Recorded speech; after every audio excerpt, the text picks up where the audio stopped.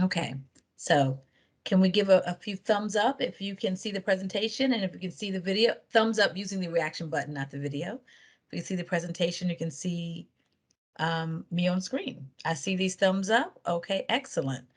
All right. All right. I see we do have a question. Could you place your question in the chat, please? Brendan is going to be monitoring that, and we will definitely have some time for questions throughout the presentation. And in case that question is, are you in the right room? We have a handy dandy map here. You are in the North breakout room.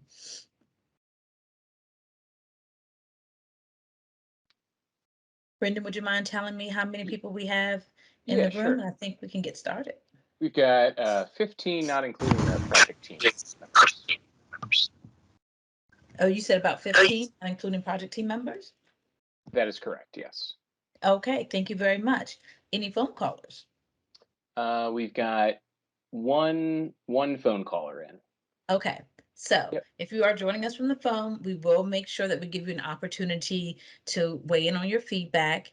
If you would like to join our Slido when we start to do some of the feedback, we'll give you that verbally as well in case you want to join from wherever you are. Okay, so we are going to go Hi, ahead and hi, get Christina. This is started. Quasi. There was Yes. a question in the chat whether Cheverly would fall within the North section. I think it would.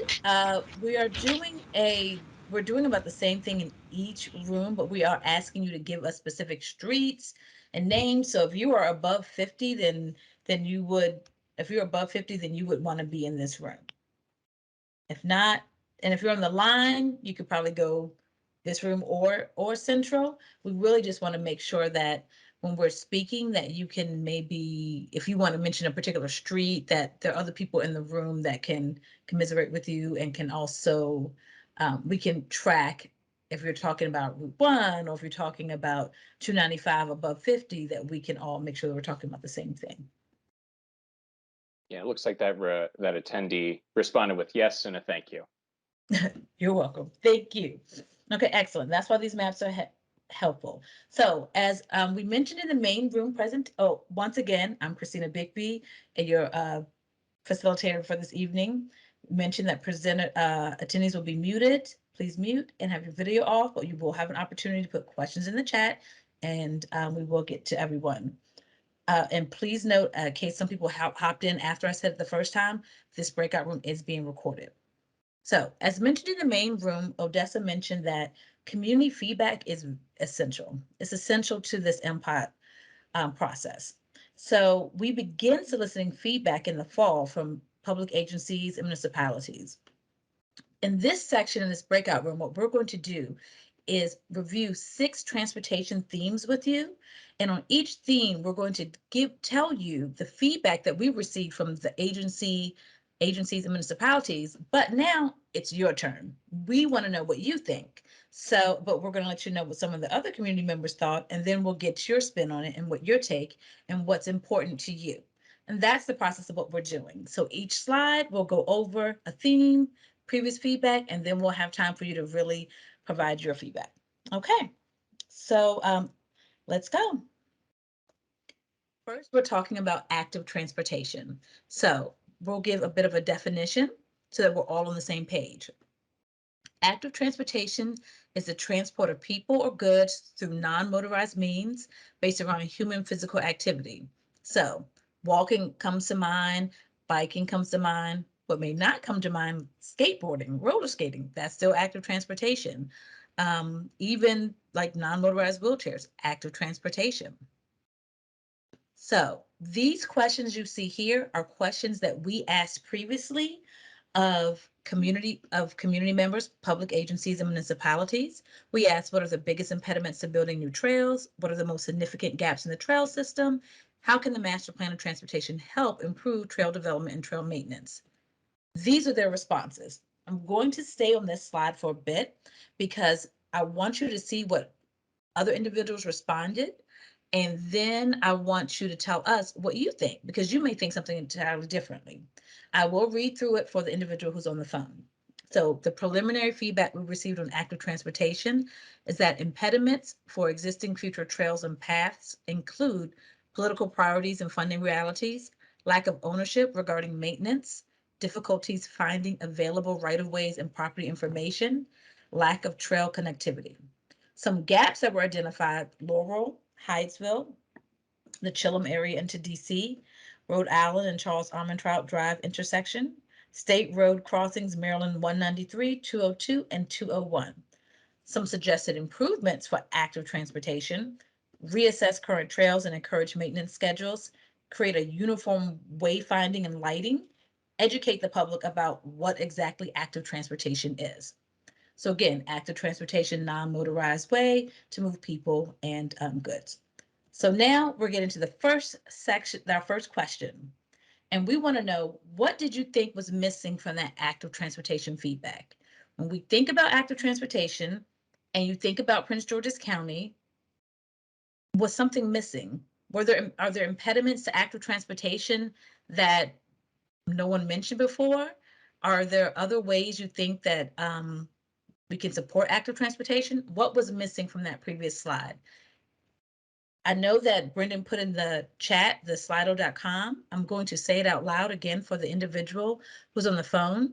If you go to slido.com, if you happen to have a mobile device or a computer or a tablet, you may go to slido.com, hashtag MPOT2035N2. That's M as in Mary, P as in Paul, O as in orange, T as in transportation, 2035, N as in Nancy, 2, as in the number 2. If you're here joining us, you can just scan that QR code. It'll take you directly to the question. All right, so we want to have a more dedicated, the first answer here so far is we want to have a more dedicated full-time county staff, example DPW&T, for trail development. So that's something that you think was missing previously and that will be helpful for active transportation. Thank you very much. Also, for the caller who's on the phone, we will get a chance to add your information here as well. Just please give us a chance to call on you. Okay. So I know we have about, how many people on the call? Maybe about 15 who, but we have one person participating in the Slido. We'll give you a little bit more time. Okay, so here's coming through. This is going to be a very engaging session. Prioritize safe routes to school. Okay, thank you for that. Safe routes to school. I think you're saying like middle, elementary, high school, but if that person wants to come off of mute for a moment and tell us a little bit more about what you mean by prioritizing safe routes to school. Yeah, that was my comment. Miriam Bader, planner for City of College Park. And I just didn't see anything with active transportation regarding, we want to make sure that there's a safe way for our children to get to school. Okay, thank you. That was missing walking. previously. Walking, active transportation way. Right, I understand. Thank you very much. And thank you for joining us, Miriam. Sure. We also have on here Capital Trails Network priorities: Prince George's County Connector Trail, WB&A Trail Extension along 704, and the East Coast Greenway between Greenbelt Metro and the WB&A Trail. I believe that individual is saying these should be priorities. If you want to come off of mute and give us a little bit more, that'd be helpful. Hi, can you hear me okay? Yes. I'm Daniel Pascal with the East Coast Greenway Alliance. I'm actually representing that as my job here. I live in Philadelphia, but I work in Maryland with the Capital Trails Coalition. So you're correct. Yeah, advocating for these to be priorities in the MPOT. Okay, thank you very much. And thank you for sharing your name and what you do as well. I'm sure we'll have continued conversation. Someone wrote +1 to the dedicated staff comment and for trail development. So they're agreeing with that.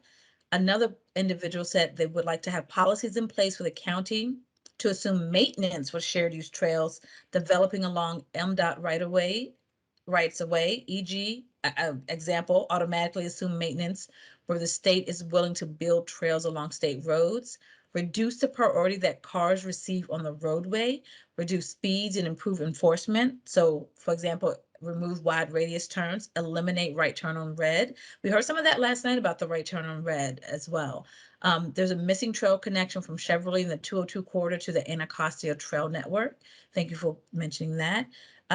They would like to see provide wide distribution of trails and network maps so that the public is well aware, not just in the MPOT. So if you would like to come off mute and talk a little bit about that, are you thinking, how would you like those maps to be distributed? Would that be interesting? Would it be like virtual and apps, etc.? I would say all of the above, because I know there are a lot of people that are very interested in our Trails network. And if they had better access to what is actually available in very readable maps with, certain destinations on the map that show, oh, a trail can be used to get to this destination or that destination, then I think we would see broader use of it, and more people who are into biking will move to Prince George's County. Okay, thank you very much. And your name, ma'am? Fatima Hassan. Thank you, Fatima. Thank you very much. I just want to make sure we're going to be here for a while having a conversation. I want to make sure I can address you all. Thank you very much for sharing that. And you're right. If people don't know it's there, how is it helpful? So we appreciate that feedback. Capital Trails Network priorities are good lists of gaps in local trail network. Someone also mentioned Northern Gateway priorities, including trails linking communities to upcoming planned Purple Line stations across the quarter. Can the strategic trails plan be part of the master plan of transportation? Can you talk about that a little bit? Or maybe Kwesi, I'll ask, is that something that's already in the plans? Yeah, my understanding, if I'm reading this right, I think the strategic trails plan is a separate document, but I know that we are reviewing, like the sub-consultant who's reviewing the trails was reviewing all applicable plans as part of this master plan. So I think there will be references to it, but it won't be fully included in this plan. Thank you for clarifying. We also have connectivity and integration of trails.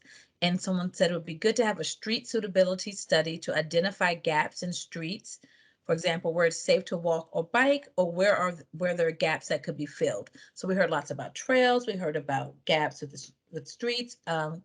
We learned that we are studying for the MPOT several different plans, right? Because you want to know what's been proposed previously. I would like to go to the caller a bit. Brendan, can you unmute the caller? I think we only have one caller. It looks like they may have dropped off. Oh, okay. All right. Well, Yeah, I maybe can they see just their went to number. slido.com and said, I can just give feedback here. So thank you very much. All right, before we go to the next slide, I want to make sure everyone who's who would like to comment on active transportation feedback has. I know we've had about 9 people responding, but we have a few more on the call. And this may not be your jam. The next slide may be your jam, but we definitely want to make sure everyone gets a chance to give their feedback. Okay, all right. I am going to move on to the next slide. Oh, someone just asked, I think there's a question in the chat. Yeah, it Oh. looks like Layla has about 3 questions that she'd like to discuss later. I think one of them being the strategic trails plan, but I think we can move forward. Okay, excellent. All right, moving forward. So we just covered the first transportation theme, 5 more to go. So Vision Zero. May we have some thumbs up and let me know with your reaction, the reaction code on Teams. Who's heard of Vision Zero? Who's heard of Vision Zero in Prince George's County? Do we have many thumbs? I think we've got 6 so far, 7. Okay, so about half of the group has heard of Vision Zero, which is good. That means the county is getting the information out, but we're glad that the rest of you are here as well, because this may be your first time hearing about it, and we want to make sure you know what Vision Zero is. So Vision Zero is a county-wide strategy to achieve 0 fatalities and serious injuries on roadways by 2040. Prince George's County recognizes that the loss of even one life or serious injury on the roads is unacceptable. So they're taking a data-driven approach of Vision Zero that reveals that vehicle crashes are predictable if you're looking at the data, so thus preventable. Crash data shows that there is a clear need for safety improvements on our roadways, and the key to success in achieving Vision Zero is a combined approach using Prince George's County's 6 essential elements for a safe transportation system. So this is one of my favorite slides because it talks about a traditional approach versus a Vision Zero approach. So traditionally, the thought process was, well, traffic deaths are inevitable. But Vision Zero says traffic deaths are preventable. Traditional approach says you have to have perfect human behavior. However, Vision Zero says we know everyone's not going to be perfect. Mistakes happen. Let's integrate the human failing in our approach. Traditional approach says let's just prevent collisions. A Vision Zero approach says let's prevent fatal and severe crashes. Traditional approach takes, it's an individual responsibility. It's that person who's driving on the road. Whereas Vision Zero is saying, let's take a systematic approach. And traditional approach says saving lives is expensive, but you know, what's the cost of a life? There is no cost. So Vision Zero approach says saving lives is not expensive. That's how it differs. So again, we have these meetings in the fall. We ask these questions of the public agencies and municipalities. We asked, what are some of the impediments to implementing Vision Zero? We asked, how can the master plan of transportation help achieve Vision Zero goals? And are there safety improvements in one part of the county that you would like to see in another region? This is their feedback. I'm going to stay on the slide for a bit because we're going to ask you, well, what do you think? So Vision Zero feedback, impediments we received were limited funding and political will, education and driver behaviors, wide roads, and lack of collaboration. That we received feedback that they would like the MPOT to help achieve Vision Zero goals by encouraging public participation and interagency coordination, incorporating safety infrastructure into development proposals, and groups would like to see more pedestrian facilities, protected bike lanes, tactical urbanism, improved urban design standards, and roadways. So the next question is going to be for you, what is missing from that feedback? How can the MPOT help achieve Vision Zero goals? What didn't you see about impediments? Let us know. It might take a moment for this to pop up on your individual devices and match the screen, but as soon as it does, you can start typing away. Christine, I just noticed we might have a question from I see Fatima has her hand raised with the hand raise reaction. I'm not sure if she has a question or not. Sure. Fatima, would you like to unmute? Or was that to say you understood Vision Zero? It does look like she put her. Yeah, Okay. no question. Okay, thank you. Okay, all right, so in their view, where answers are coming in, they're coming in quickly. We like it. Please keep giving us your feedback. So a priority would be educating people on Vision Zero. Someone said they second the recommendation for protected bike lanes, even just more bike lanes rather than just roads. Transparent data, regularly updated data on crashes involving deaths and serious injuries. The county's current dashboard is static. So transparency and to update regularly would help people understand Vision Zero and will promote that. Prohibit dangerous designs, require specific safety standards like protected bike lanes. So that came up twice. We see that twice in here. So that's a theme in this group. Impediments should also include car-oriented land use policies that makes the built environment sprawled and unwalkable. Okay, should also include car-oriented land use policies that, okay, the land use you are saying currently makes it built environment sprawled and unwalkable. Protected bike lanes and other designs that separate vulnerable users from motor vehicles.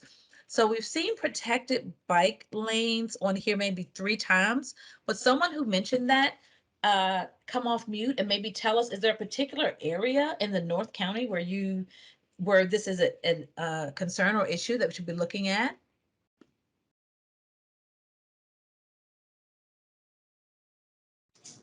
Hey, this is Ken Barron. I would, I was just going to say I live in Riverdale Park. I feel like there are not very many protected bike lanes in the county in general. I feel like the urban street design standards that were rolled out in 2019 are a positive step in the right direction, but in our area in general, I don't think there are any protected bike lanes.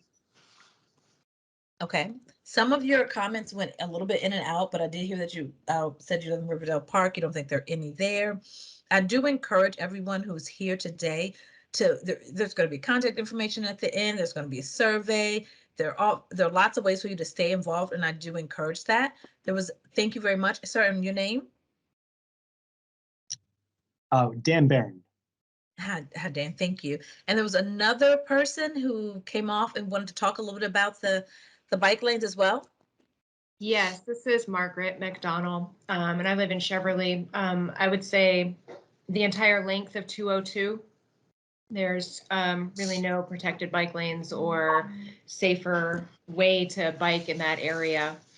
I would also add, for those of us in Cheverly trying to get to the Anacostia waterfront, 202 as well as Kenilworth Avenue. There aren't good routes. There aren't even Sharrows, which I don't think are great, but there aren't even those. So access is a concern. Access, but also safe bike routes, bike lanes. Okay. Thank you very much for sharing. Thank you. So I want to get to, as we were talking, a few more came in. So thank you. You all are busy giving us your feedback.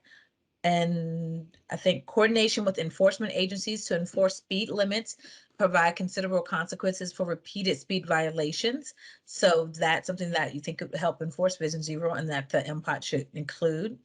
Crossings across major roads are too far apart and pedestrians have to wait a long time to cross wide roads designed to prioritize cars. Instead, people may try to cross in the middle of the roadway. So if they don't have the protection, they're just kind of going where they can, and that's not safe. So safety is something we're hearing as well here often, a theme.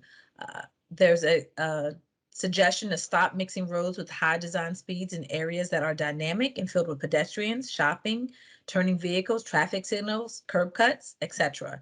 They like to prioritize either roads for vehicles to travel quickly or streets that are focused on community and people. Are there any examples of protected bike lanes in Prince George's County right now? That's a good question. Kwasi, in your study, have you come across any? If not, we will get back to you on that. I'm sorry, could you repeat that? Examples of protected bike lanes. So a couple people gave examples where there weren't protected bike lanes. And someone wants to know, did we come across any examples in our study of the area of protected bike lanes in Prince George's County? I think we'd have to get back to you and talk with the county about that. Nothing is coming to mind at the moment, but we could certainly get back to you on that.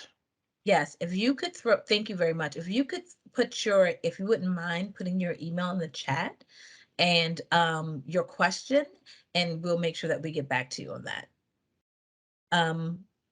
Providing safe routes for many pedestrians in congested areas who need to commute across dangerous roadways. Someone said something similar earlier. Design changes that could improve safety quickly, leading pedestrian indicators, hard and left turns, raised crosswalks. Also protected bike lanes, so no right turn on red, which we heard a little bit last night as well. Oops, sorry guys. And traffic cameras for enforcement, speed reduction on Route 202 from Bladensburg through to Route 50. And use complete street principles for multimodal areas. And I also see someone, okay, so an alternative opinion. I don't think, oh no, someone said, I don't think there are any protected bike lanes in the entire county. That should be included in the plan with a goal to complete X number of miles per year. Thank you for your feedback. We definitely will get back. But that's something to point out. And we're asking you what should be included in the plan and what you think should be included for Vision Zero. Before we move on, I do want to see, we've had about 11 individuals respond. Thank you very much. Anything else about Vision Zero? Are there anything, we've mentioned a lot of impediments as far as the protected bike lanes. Are there any other impediments? Are there any other plans or things you think could help us get to Vision Zero in the county? I just want to make sure everyone has a chance to weigh in before we move forward to the next theme.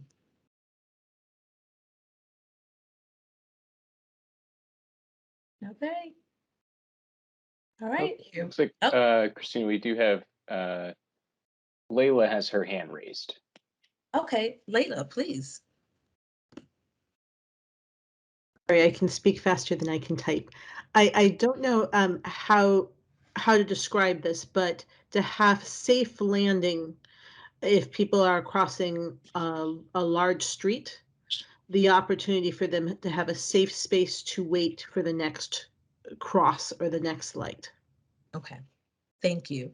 I appreciate that. Brendan, can you type that into the chat? What we're doing with all this data in the Slido, it goes into a report and we can analyze it. We can put it all together. So I'm going to ask that Brendan, any comment like that, you add to the chat because then we can manually re-add it to the Slido later. Thank you, Layla.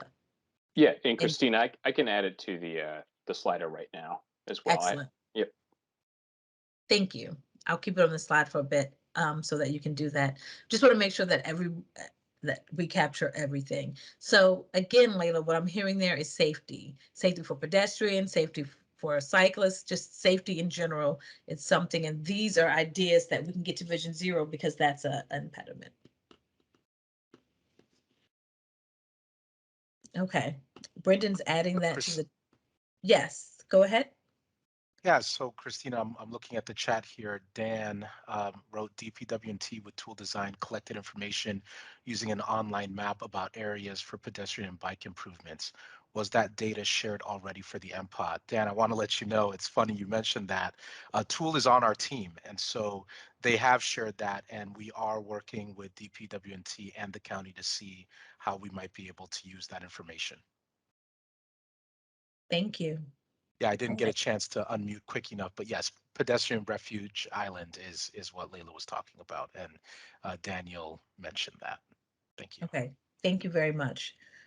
I really appreciate that. So, Layla, now we know the exact term, pedestrian refuge island, and Brendan has placed it in the chat, so your feedback is in there as well. We're going to move to the next theme, transit. Okay, so you're probably noticing a theme here where we define, show you the questions, and then give you the feedback we received previously. So we just want to make sure that everyone's thinking on the same page here. So for the purposes of this study, we define transit as motorized public transportation, such as buses, bus rapid transit, and rail transit. The MPOT will identify locations within the county that can be considered high congestion, low transit corridors, identify best practices for addressing transportation concerns in these corridors, identify roadways, transit infrastructure that may require additional infrastructure to achieve long-term mode share goals, and identify the next large-scale transit corridor in the county, and identify additional potential future bus transit corridors. Ask questions of the public agencies and municipalities. Where do you see transit in Prince George's County in the next 5, 10, 15 years? So, and what are your priorities, concerns, and opportunities for transit in the county? This is what they said. In the next 5 to 15 years, people wanted to see a wider transit network, a more frequent service and late night weekend service, connecting transit-oriented development areas, better pedestrian facilities to increase transit ridership, reorienting development to the street. And priorities included equity of access, connecting workers to jobs, dealing with the last mile problem, focusing on a connected road system, reliability, and ease of use. So I know we have individuals who seem, very savvy on here, but I do want to define last mile for some people. Basically, that's the route between the end of the transit and the destination. Like, how are people getting there? I've used the example before of, like, let's say you're in Laurel, but you take the Greenbelt Metro to work. And if you're taking that Metro, how are you getting there? Are you driving there? Is that what your mile is? Are you, when you come home from the Metro, rather, how are you getting back home? Are you driving there home? Are you taking rideshare? Are you biking? What is your process? Are you taking the bus? So that's what we're talking about that last mile. So our next question is going to ask you, we see here what feedback we've received already, but it's your turn to tell us what you think 5 to 10 to 15 years from now, what was missing from what transit should look like in the county within the next 5 to 15 years? What are your priorities for transit? Hi, Christina. Yes. While people are starting to answer that question, I did want to just follow up on the protected bike lanes question. I checked with some other members of the team, and our understanding is there may not actually be any true protected bikeways. But I did want to mention that as part of the MPOT, we sat down with the county to go over complete streets training, not just with the county, but with a few other agencies. And so they are certainly looking into the need for that. So I just wanted to let the group know. Thank you very much. Really appreciate getting that answer. So you got the answer here on the call. We didn't need to email, but it's a good question, and thank you for researching. So, okay, here they're coming in and missing. What is missing from transit feedback?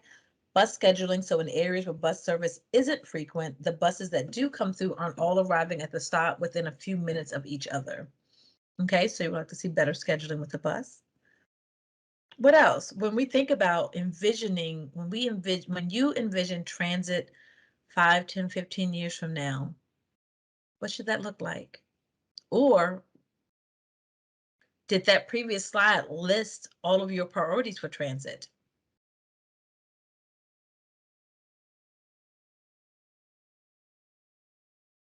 Develop microtransit within localities along with macro transit between locations. Well, I will say that I'm glad you mentioned microtransit. Prince George's County does have PGC Link, which is microtransit, and it's in South County. We can place a link there. You can find out about it on Prince George's County's website, but we can place a link in the chat also just to let you know where PGC Link is. I'm not certain how many people have heard of it. If you have, give me some thumbs up there, but that is in South County currently, and it's $2 a ride anywhere within that particular zone. Bus rapid transit with dedicated bus only lanes, high frequency, elevated platforms, pre-boarding, and metro-like features complementing the existing transit network. That's how you would envision it. Thank you. The last mile priority is a good one. Make it safer for folks to choose active transit for the last mile. Right, but if you wanted to walk home or bike home, you wanted that to be safe. What else do we see? We have about 4 responses here. We do have a question in the chat from Miriam, Christina. It's would the Paint Branch hiker/biker trail and the Rhode Island hiker/biker trail be considered protected bike trails? Thanks, Brandon. I would say they would not be considered protected because we're actually referring to protected bike lanes, which would be along roadways and not isolated trails in this case. Okay, thank you. All right, and we have some more here. We see coordinate with DC on its plans to expand bus service, coordinate with DC, Virginia, and state for regional commuter long-term expansion. So coordinating not just within the county, but inter-county as well. Anything else missing from the transit feedback or anything else you would like to discuss?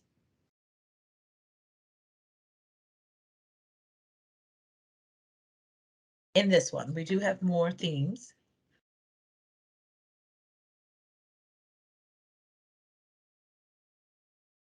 Okay, all right. We're going to move forward then. Oh, no, there's more.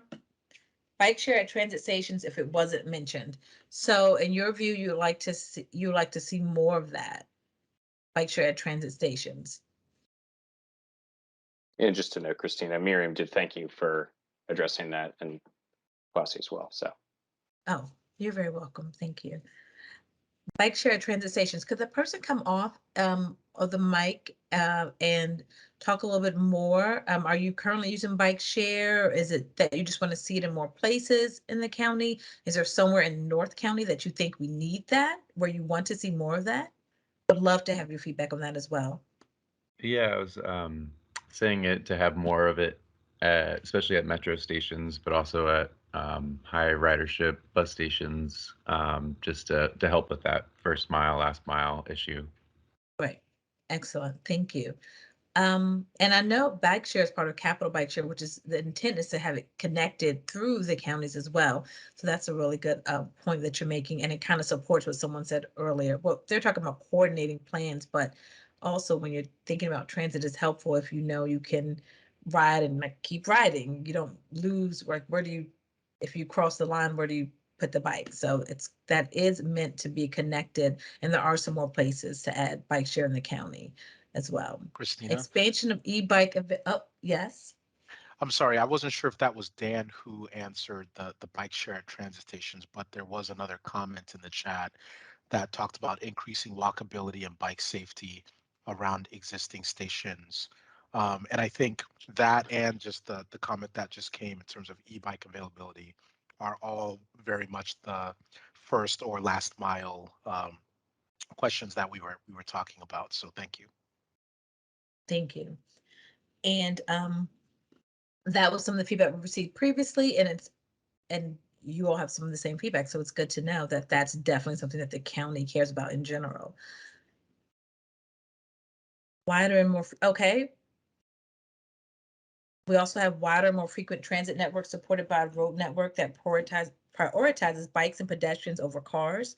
Coordination across jurisdictions to connect regional buses with Purple Line. I'm seeing that theme, the coordination across jurisdictions. I missed that earlier before we got to bike share. And expansion of e-bike availability in bike stations for those who need it. Okay, this has been some really great feedback. Thank you very much. Any additional comments on this particular transportation theme before we move forward? Okay, I'm going to move forward. Roadways. Okay, so the MPOT will evaluate master plan right-of-ways for all roadway classifications. Will identify where additional roadways should be proposed for future construction. Will assess existing and identify possible designation of scenic and historic roadways, and identify roadways that may require additional infrastructure to support an adequate level of service for current or expected mode share. These are the questions we asked previously. What roadway elements and factors has Prince George's County seen since 2009 that would impact the recommendations in the new MPOT? So what specific issues or considerations should be addressed in the update for the MPOT as part of the scenic and historic road designation process or application of special design standards for these designated roadways? It's a mouthful, but the feedback will help here. These are some factors that public agencies and municipalities said have changed since the 2009 MPOT.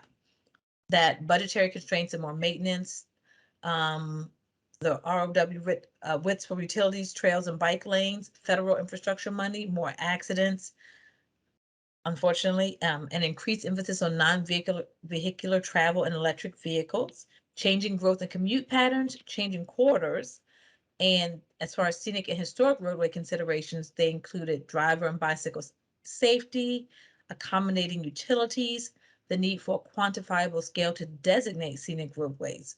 So the next question is going to ask what's missing. So when you think about roadways feedback, what feedback would you have for us? What's missing from that feedback?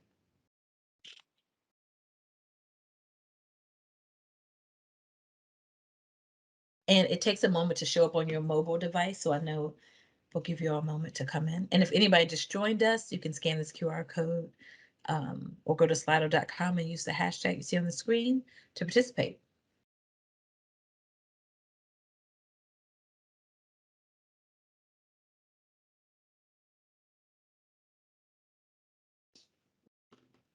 So anything missing from the roadways feedback? I'm going to go back to that slide for a moment. It will pause you on the Slido, but what considerations should be addressed in the update for the MPOT as part of the scenic and historic road designations? This is what some individuals said. Is there anything missing?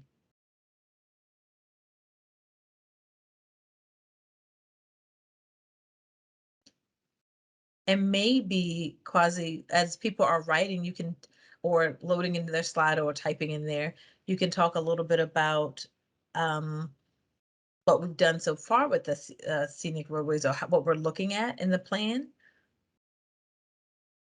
Sure. So at this point, one of our sub-consultants has gone through an inventory of scenic roads. And so they've put together a map that goes through all of the scenic roads, looks at not only scenic roads, but also historic roads and roads of historic significance, and has put that inventory together. And then I think from there, we'll be looking to see if there need to be new designations, and all of this kind of ties in with kind of the trails piece of the MPOT as well, just making sure that we're preserving the character and the history of those roads. And so that's what they'll be looking at in more detail. Excellent, thank you. And that gave people some time to chat a bit. So it said we have some entries here. It would be good to tie the MPOT to land use policies, similar to what was proposed in the county's climate action plan. If the county is serious about reducing climate impacts, electric vehicles are a piece of the puzzle, but they're not a panacea. All right, so it can't solve everything in this opinion. How can car-oriented roadways exacerbate climate change by increasing emissions, and how their design leads to increased crashes? So you would like to have more, maybe you can come off of the call and talk a little bit about that comment and tell us a little bit more what you're thinking there.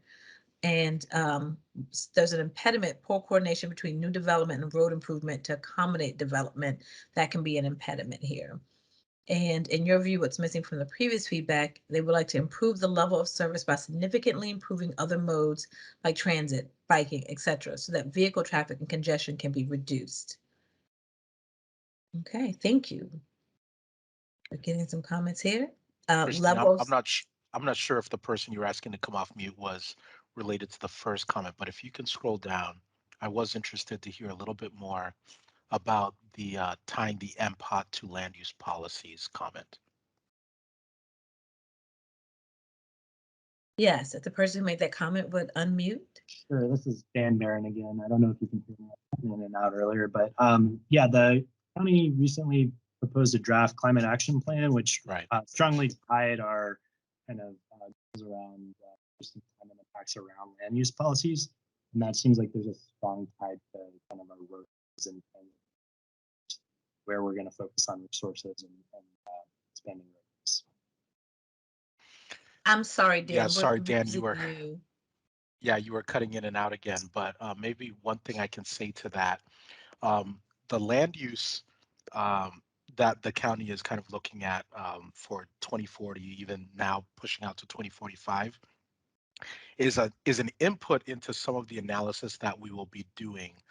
But one of the ways I think that we will be looking to see what land use scenarios and policies work. I don't know that we're going to get into a lot of scenario testing with the MPOT, but we are using some performance measures, which we'll get into a little bit later, that will help evaluate the current land use plan that they have coming out of the general plan.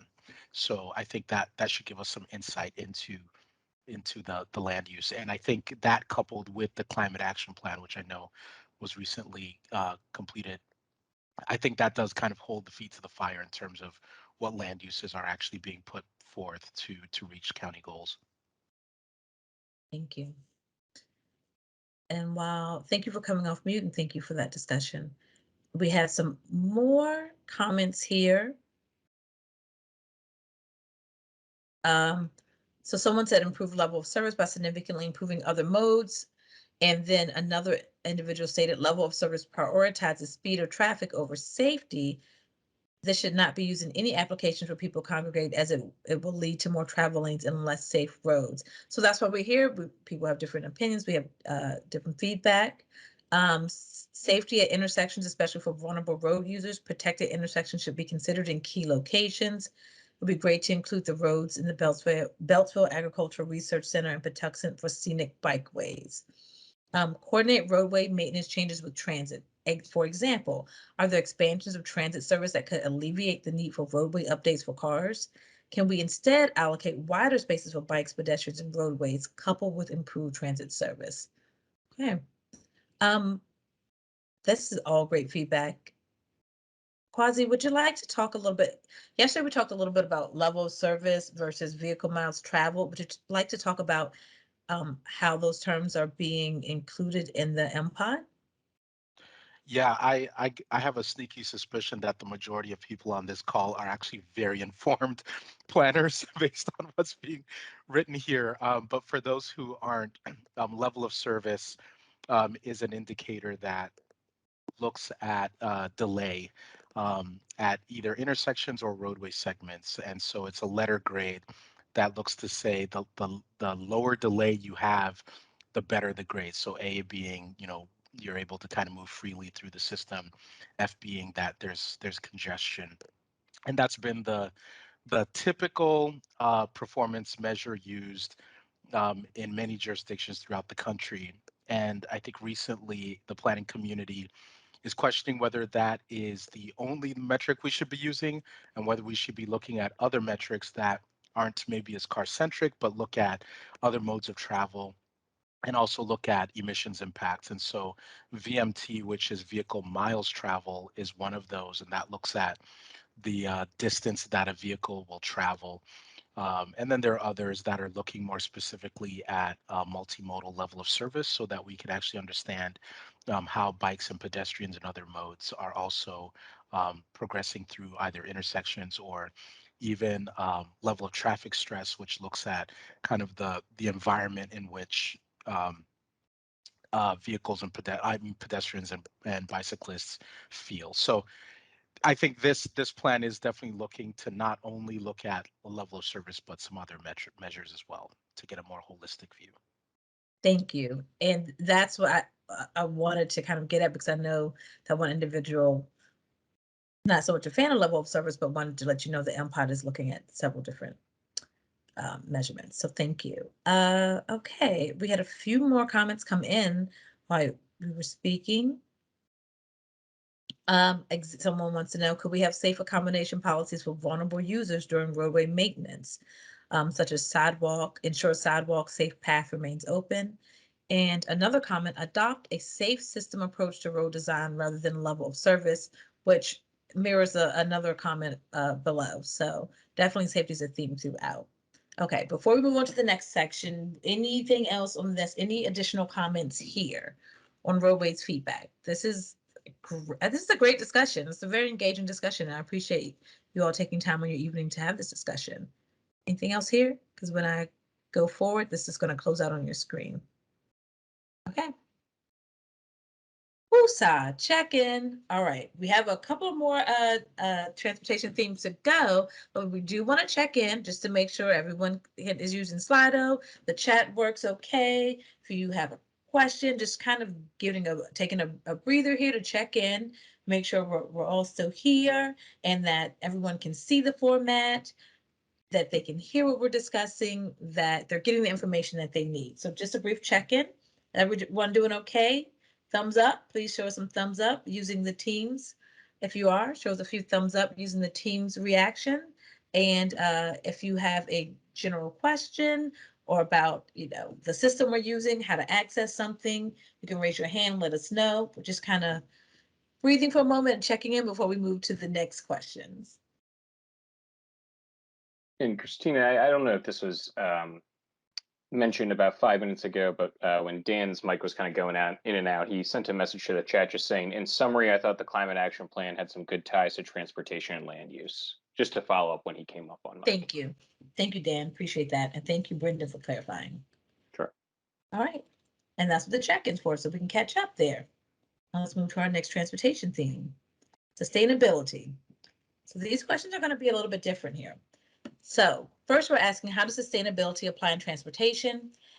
Sustainable transportation refers to any means of transportation that is green and has low impact on the environment. Sustainable transportation is also about balancing our current with our future needs. Here's some examples of sustainability in transportation: improved freight efficiency, increase public transportation, enhance electric vehicle infrastructure, utilize green construction, maximize smart growth, integrate land use, promote green highways, support bike-friendly communities.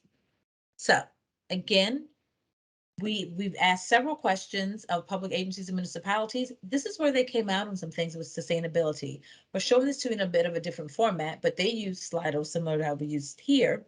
And when we asked which of these aspects of sustainability have the most significant impact on your agency, public agencies, environmental sustainability came out on the top, closely followed by fiscal sustainability. For municipalities, which of these aspects, environmental sustainability was also on top. So basically they had the same match there for those first. Public agencies and municipalities, when we ask questions and feedback of what aspects of sustainability are most important to you, I will say they just type it in. This records it exactly as they typed it. So if we see any misspelling, that's where that is. So maintenance sustainability was important to, we see that in public agencies, but not so much in municipalities, whereas life of project and operational resiliency was mentioned twice there in municipalities, and maintenance mentioned twice in public agencies. So now, yay, this is a different format, so we can do a little bit differently here with your answers. This is going to kind of show us which of these aspects of sustainability have the most significant impact on you. So you saw we asked the same question to the agencies and municipalities, but what about you? You personally in your everyday where you live, which of these has the most? Environmental sustainability, fiscal sustainability, cultural/social sustainability, maintenance sustainability, economic sustainability, or other? Okay. And this one is nice to see because you can see as people are entering in, you can see the percentage changing and what our particular North group thinks, our North County group thinks here. And Christina, maybe a little context on this one. Sure. The MPOT is scoped right now looking at environmental sustainability, cultural sustainability, and fiscal sustainability. And so when we reached out to the agency and municipalities, they ended up adding these additional ones in here that we're now bringing forward as well. So just wanted to make that quick clarification. I think in some cases, some of these are very much related to each other. So I think we'll be able to cover a lot of these in our analysis. Really appreciate that. Thank you. And just a few definitions of those environmental sustainability. Again, we know we have some planners here, but everyone may not know the meanings. I encourage environmental sustainability, want to encourage practices that reduce the environmental impacts from transportation systems, such as greenhouse gas emissions, pollutants, stormwater runoff. Fiscal sustainability, ensure the availability of resources for the ongoing operation and long-term maintenance of transportation investments. Social/cultural sustainability, ensure that transportation infrastructure provides equitable benefits for all users and does not create disparate impacts on communities in the county.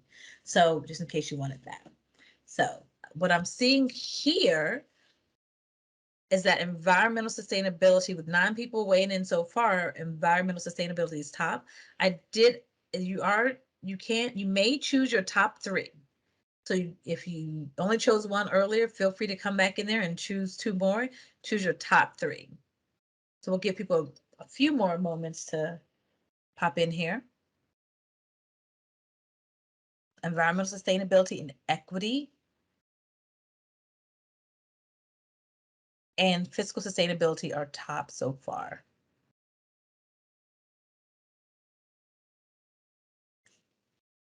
Okay. And some of these are similar. So like equity and cultural social sustainability, somewhat similar. Okay, we have 10 responses so far. Hopefully everyone has had a chance. I'll give a few more seconds to choose your top 3.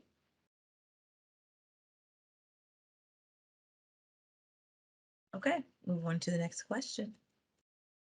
Goals and success indicators. So we asked what are elements of a successful transportation system, and this is the question and the feedback that we received. For public agencies, safety was number 1. You can see all the answers. It's a word cloud, and just like the word cloud you did in the main session where you put what city you were from and the larger city showed up largest, that's what happens here. So safety was just, you can see safety was really key for both public agencies and municipalities. Municipality also had accessibility, so as well, and multimodal shows up pretty big on both also. We also asked, please rank themes in order of importance to your agency. and safety is coming out on top with both. And now we want to ask you, please rank the themes in order of importance to you. So Prince George's Plan 2035 identified several transportation-related themes. Please rank these themes in order of importance to you. So we have accessibility, affordability, energy efficiency, multimodality, safety, and also other. If you're on your phone or mobile device, when you're ranking, you have to kind of like scroll up, drag it up.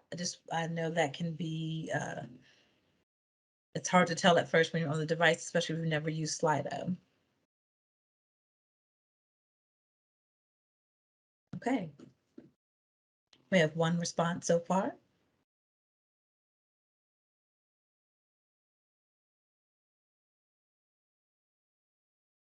Okay, with 4 people in, we have safety rankings number 1, accessibility and multimodality next.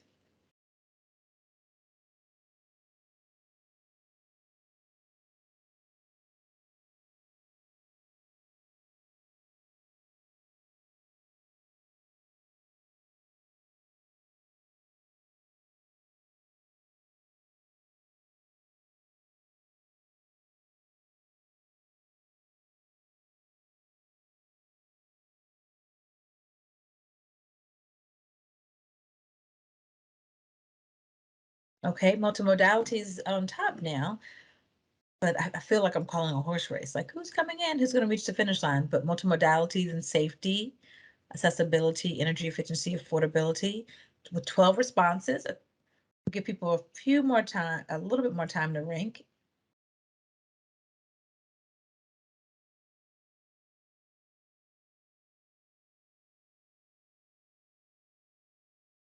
Okay. I think that's everybody. All right. We'll move on to the next one. But we do have multimodality first, and safety is a very, very, very close second, then accessibility. So transportation equity. A few of you wrote in some previous responses, I mentioned the word equity. So we did ask about top 3 transportation equity concerns when we met with public agencies and municipalities. And affordability, the blue line with accessibility was the number 1. And then you can see that with municipalities, mobility was affordability and mobility were close seconds, and then very much similar with the public agencies. Some other concerns they had, if we look at the very bottom, transportation equity concerns, sustainability, which we've covered a bit here, and safety, traffic injuries, deaths are inequitably distributed, which was part of equity as well. So we want to know, what are your top 3 transportation equity concerns? Ability, accessibility, affordability, mobility, or other? And again, it takes a moment to kind of pop up on your screen.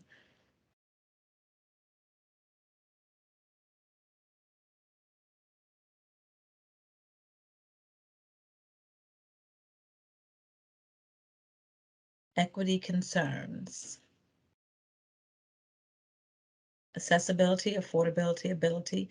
All right, we have 3 people responding. While you all are doing that, I will talk a little bit about, and I know this is a very well-informed group, but sometimes people ask like, well, what's the real difference between equality and equity?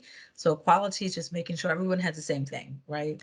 So if you have a family, and since we're talking transportation, the family wins bikes, they all get the same exact bike, same, mountain bike, same size, etc.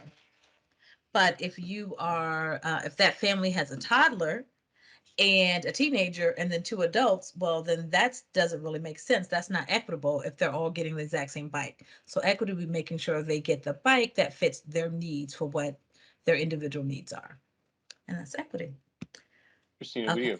we do have a question in the chat from Dan Barron saying, could you please clarify what is meant by the terms? Okay, sure. So affordability would be like the affordability of transit, right? So even like bike repair or taking a taxi or rideshare, what is the just like the calculated transportation cost, right? That can even be auto lease or ownership could be affordability, fuel, maintenance, all that's affordability. The cost of public transportation is affordability as well. Accessibility, we can look at that in a couple different ways. Quasi, I think for this purpose of this study, we're looking at accessibility as the access. Please, Yeah, please clarify. essentially just and again, this is looking at it through an equity lens. So do people have access to either the goods and services or jobs that they would want? And so that's going to be looking at kind of what are the opportunities around different locations for jobs and employment. Right. And then ability, like, does it cover everyone with differing abilities as well? Is it equitable in that way? Did we And then cover I all think of them? finally mobility is dealing with, okay, so even if you have access, do you have the ability to get to that access? And so how mobile are you and what are those options to you? Thank you. We tag team that and got you all the definitions. And then other, of course, is if you think that there's some equity concern that it's not represented here. And Dan did, thank you both for that clarification. You're welcome, Dan. So you can definitely choose your top three. Did anyone choose other? If someone chose other, we'd love for them to come off of the microphone and unmute yourself and let us know what else is your concern as far as transportation equity that may not be listed that maybe we're missing here.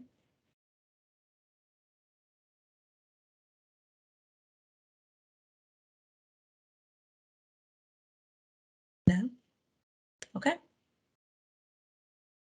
All right, I think everyone's voted on the top three. So for the North County group here, the top three transportation equity concerns are accessibility, affordability, and mobility. Thank you. All right, we talked a little bit about success indicators. We want to revisit this a bit. So when we asked public agencies and municipalities, we said Prince George's Plan 2035 identified several transportation-related success indicators. Please rank the indicators in order of importance to either your agency or municipality. So they both kind of had bikes and pedestrian facilities, number one for both. Now we are asking you the question. Please rank the indicators of importance to you. So when we talk about these success indicators, what on this list would indicate that the MPOT was successful, that this master plan was successful? Is it decreased vehicle miles traveled? Is it maintaining level of service? Is it transportation affordability? Is it increasing bicycle and pedestrian facilities that are constructed? Is it increasing non-auto mode share? Is it increasing commuting patterns to and within the county? And is it or is it reducing greenhouse gas emissions? And non-auto mode share would be non-auto. So the individuals who aren't using cars, maybe you're car free. If there's an increase in the number of individuals who are not using automobiles, is that an indicator of success for the master plan of transportation? So please rank in order of importance to you. So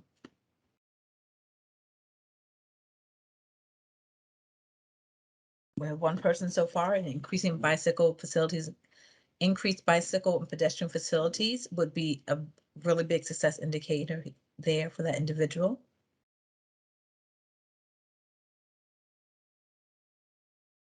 And I know when you're ranking, we have to really think about it. So this question sometimes takes a bit longer. Transportation affordability. So for some people, affordability is kind of bicycle pedestrian facilities constructed is important. That's a good success measure. Now that we have 4 people, we're seeing that increasing non-auto mode shares is up there as well as transportation affordability in the top 3. Christina, we do have a question in the chat. Just Sure. reading, can you explain what you mean by increasing commuting patterns? Yeah, Christina, I can take that one. Thank I you. think what we're trying to say there is creating more options for getting from an origin to a destination. So if there are, I mean, I think the classic way to look at this is kind of the cul-de-sac approach versus more of a gridded street approach. And so when you've got kind of a cul-de-sac, there's only one way to get in and out of an area. And so that obviously creates more congestion and also can lead to, you know, VMT being higher versus if you had more of a gridded and connected network that makes it easier to get to where you need to go. Thank you. Was your question answered? You can, think Quasi answered it nicely, but give us a thumbs up if you think so as well. Okay, so we have 9 people here so far who've communicated, oops, sorry, 12. You all are really thinking about this. This is excellent. Thank you. So with 12 people so far, 12 comments, increasing bicycle and pedestrian facilities is the #1 indicator of success. Increasing non-auto mode share. I mean, that's like pretty much tied there. They're both #1. They are exactly tied. Decrease vehicles miles traveled, and then coming in 3rd place because the first 2 are tied, would be reducing greenhouse gas emissions. We did have another entry in the chat there, Christina, just Sure. noting from Terry says, back to equity, I think consideration needs to be given to how transportation solutions impact communities. The maglev is a perfect example of where the impacts are not equitable. Also, investment in transportation, transit, etc., should be looked at with an equity lens. Okay.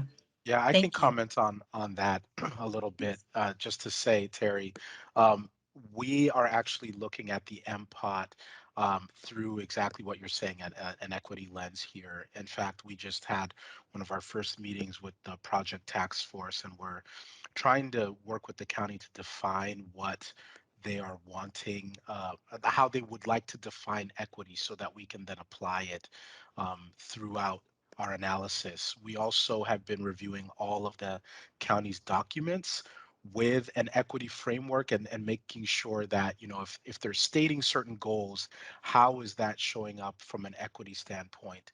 And then finally, when we start doing some of our analysis, I already mentioned things, you know, we're talking about performance measures here. We'll actually not only be looking at it from the county as a whole, but also looking at it from the equity emphasis areas lens to kind of see if there are disparate impacts there. Thank you. And thank you for revisiting that in the chat as well.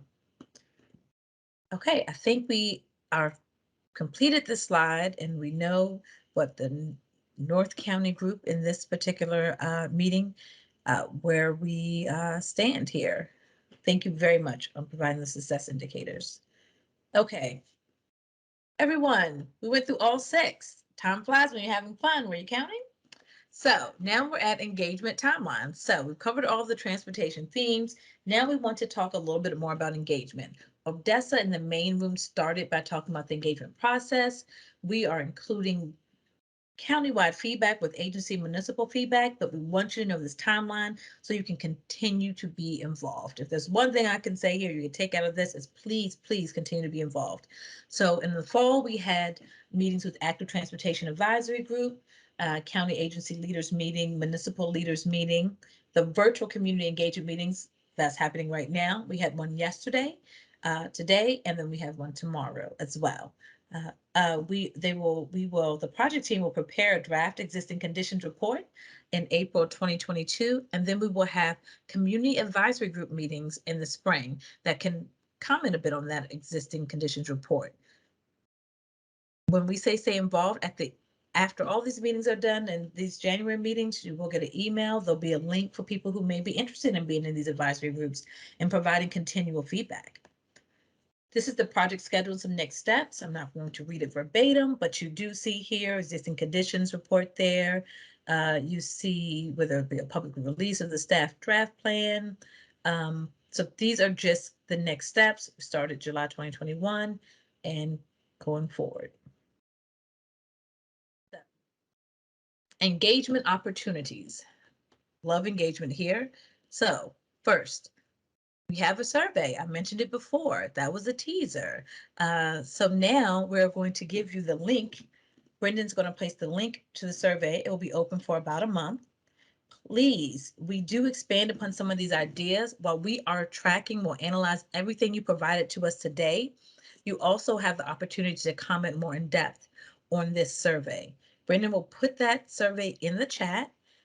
Please, you can take it right now when you hang up, take it in the morning. Please share it if you're part of any groups or colleagues, friends, neighbors. Please share it. We really want to get people's opinions on transportation in the county.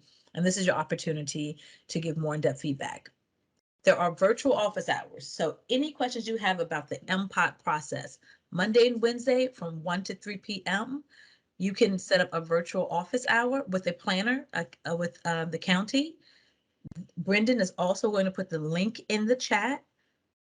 Put the link in the chat for individuals who may want to set up an office appointment with a planner.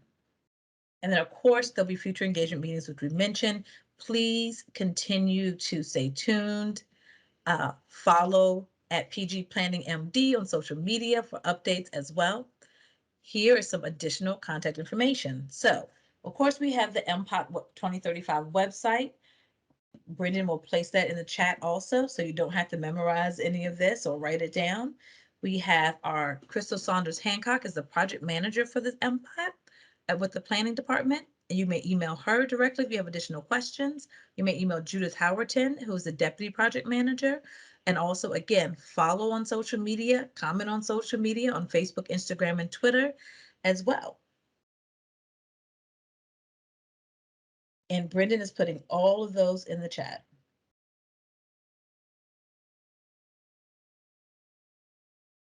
What questions do you have? Well, what additional questions do you have? Because you've been so engaging, you've been asking questions all along.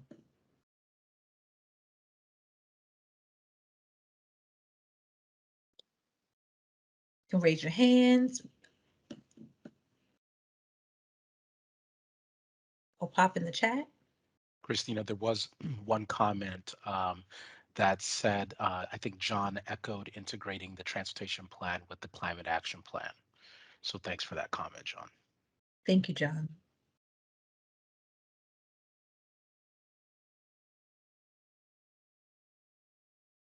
Okay, no questions? Oh, We do have one hand raised from Layla.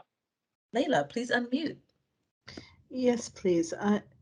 I don't know if it would be more appropriate to bring up these items during office hours, but looking for just some guidance or direction on the issues that I highlighted earlier. If we're talking about a specific road that we would like to see no longer part of the master plan of transportation, if we're talking about the incorporation of the strategic trails plan, how we continue to follow up on that.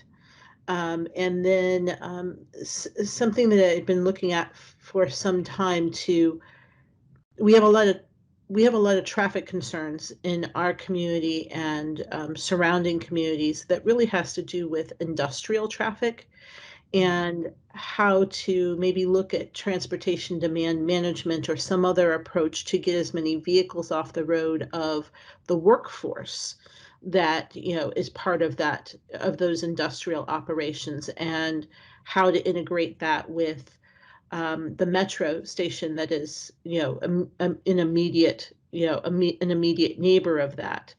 So to follow up on these and to understand better how to try to move these forward as a community, where should I begin?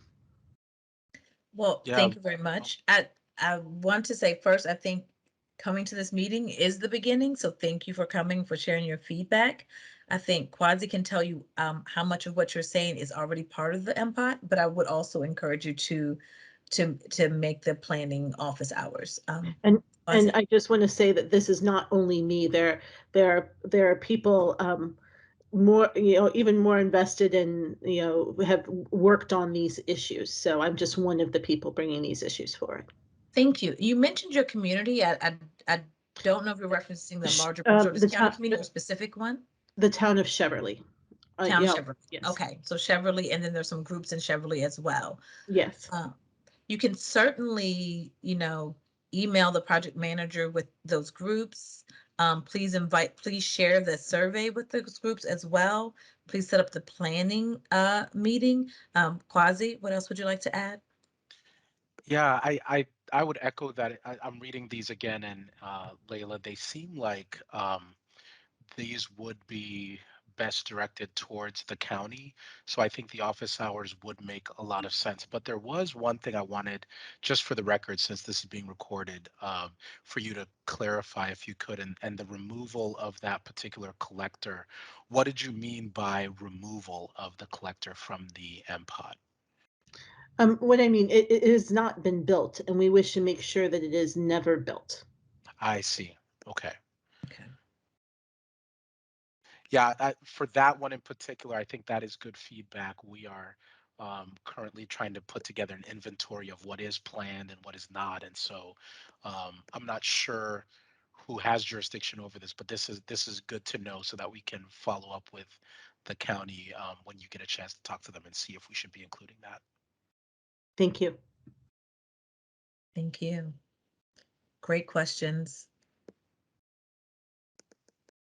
And again, Brendan, maybe you could just throw that survey in there again. I definitely encourage you to share that with everyone, to share that with their communities. Set up the planning meetings if you can.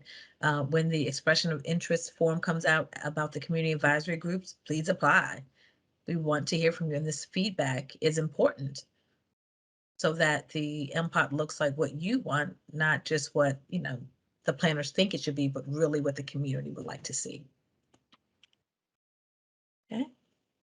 I just put that additional set of links with the survey and the MPOT website in there as well. Just wanted to highlight that Dan and Danny both said thanks for giving them the opportunity to participate this evening. Thank you. We appreciate having you. And Brendan, were you able to put the PGC link? Yes. PGC link in there from earlier? Okay, great. Yep. Okay. Oh, and Layla did follow up. She just asked, how do we access the office hours? Is there a link I'm missing? Yes, Brendan, I think you put the link. There is a link for office hours.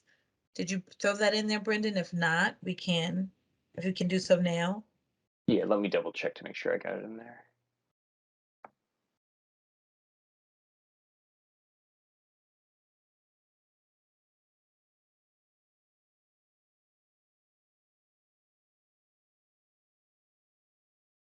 We're checking on that for you, Layla.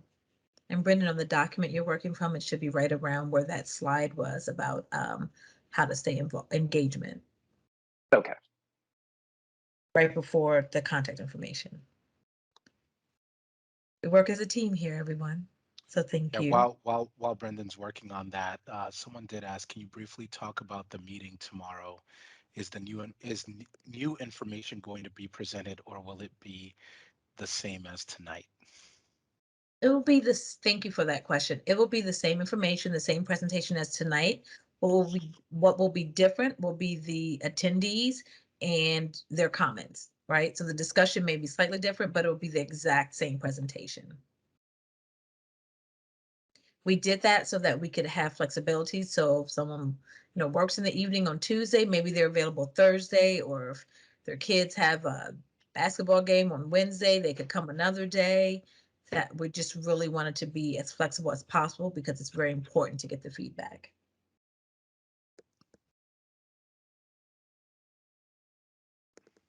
Just trying to paste this link in here. 1 second. Okay, the link is coming. It's coming for the office hours, but also you can visit the MPOT website and sign up right from there. So if you receive the MPOT website link, you can also sign up for office hours there. Sure, no problem. Oh. Did Elsa just pop in? Yes, she's here. Thank you, Elsa. Elsa's on our team as well.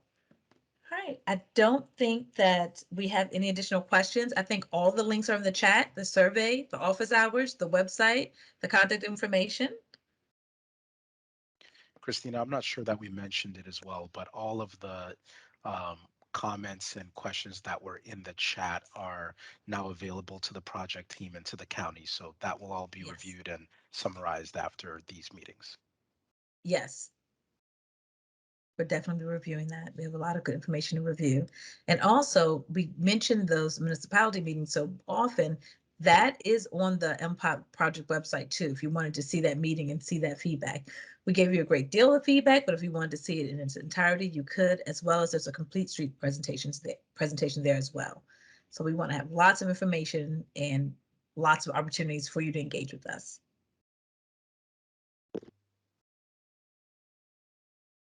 I just wanted to say thank you so much for this evening. Really appreciate both the process and then all the links for us to stay involved. You're very welcome. We appreciate having you.